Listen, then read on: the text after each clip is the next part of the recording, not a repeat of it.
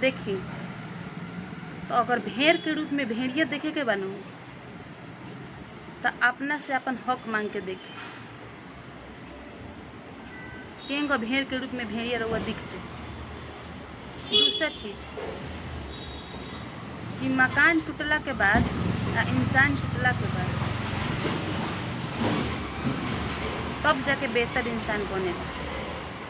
मकान टूट जाला तो बेहतर होला आ इंसान टूट गइला के बाद में ओकरो से बेहतर हो जाला। आज के ज़माना में चाची दादी नानी जेकरा रउआ करतनी हद से भी ज़्यादा करतनी लुटावतनी देतनी तो ओकर कोनो इज्जत तब खत्म हो जाए जब रउआ ओकर हिसाब ले लेतनी कि हाँ हई चीज़ रहला चाहे हइसे दियाई रहला हइसे कइले रहनी। सारा लोग भूल जाई आ रिश्ता खत्म।